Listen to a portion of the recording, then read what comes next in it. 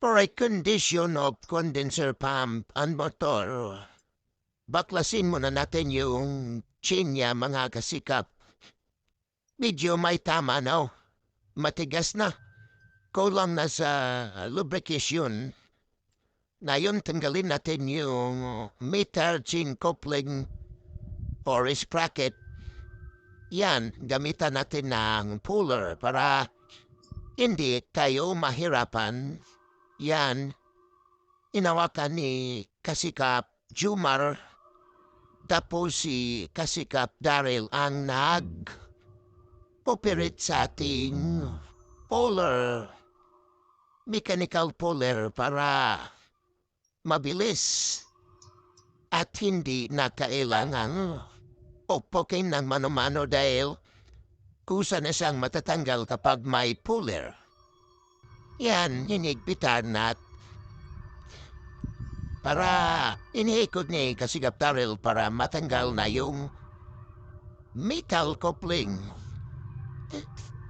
Yan, medyo matigas siguro mga kasikap dahil pawis na si Kasikap Daryl. Tapos, pahintinawanan lang siya ni Jomar. Ayan, tanggal na. Malapit na matanggal. Yan mga kasikap. Yan, at tingin-tingin si Kasikap Daryl. Dahil, tuwan-tuwa pa si Jomar. Yan mga kasikap, tingnan nyo. Tuwan-tuwa pa si Jomar. Abang niloloko niya si Kasikap Daryl dahil hirap na sa pag-ikot sa mechanical puller. Pero malapit na yan mga kasikap. Dahil malambot na.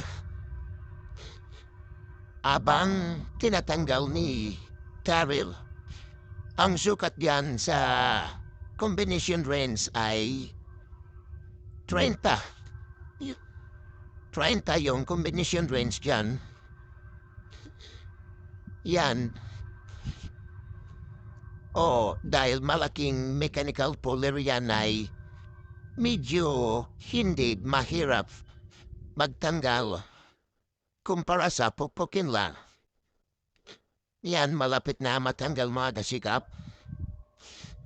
At medyo maluwag na yan, kinagamayan na tanggal na mga kasikap. Ganun lang kabilis magtanggal ng metal coupling kapag may mechanical puller. Ayan yung bago mga kasikap. Kinuha na ni Ramil Bourbon.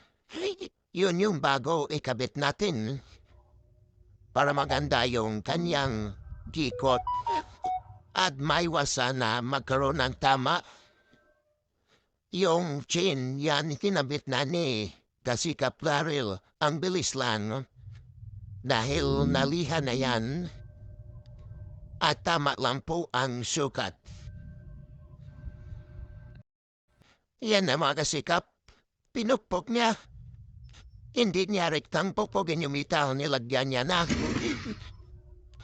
kahoy para maiwasan na ma-deform yung metal coupling dahil kapag nag-deform, mahirap nang ipasok.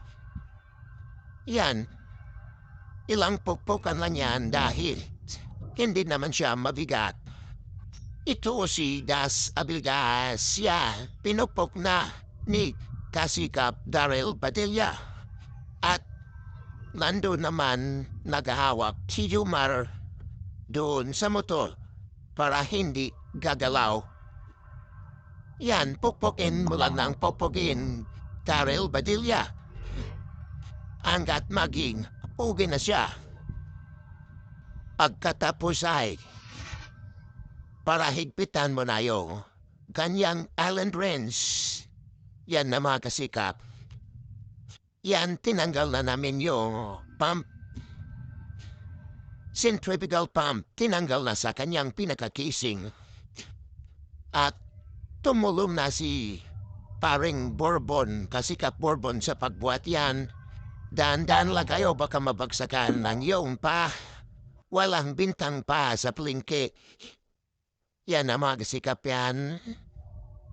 Kasi tinanggalin namin yan dahil air-condition magpalit kami ng bearing, mechanical shop seal, at saka metal coupling yan sa pump. Yan, malalakas yan sila magasikap. Tingnan mo, parang hindi nahirapan si Ramir, Jumar at saka si Daryl. Yan na. Ilagay namin sa pwesto para mabilis magbaklas. Yan, aayusin nila mga kasikap. Ang unang tanggalin yan ay natanggal na pala yung fan lid na yun. Ang tanggalin na yung metal coupling ng natanggal na mga kasikap. At ito naman yung pinaka shop seal housing. At saka ito naman yung sa bearing. Tatanggalin na rin yan. Tanggalin la yung bearing cover sa unahan at saka sa likuran. Yan na, talagang may tama yung bearing. Dahil iba na ang ikot. Malugalob na yan, ganun lang kasimple pagtanggal ng bearing. Yan, pukpok lang kasi maliit na bearing lang naman yan. At yan na, binalik na nila yung bagong bearing. Nilagyan ng grasa. Yan, sinisintro ng nila yan. At inasimbol na ulit, ganun lang kadali, mga kasikap. Ang kadali, ang mag-recondition ng centrifugal pump. Nakita rin naman, binalik na agad. At yon, ibahil bago na, recondition na, ibalik na agad. Para magamit na ito bukas. Yan, ang bilis lang. Dandan lang kayo mga kasikap. Pagka mabagsakan yung pa. Yeah.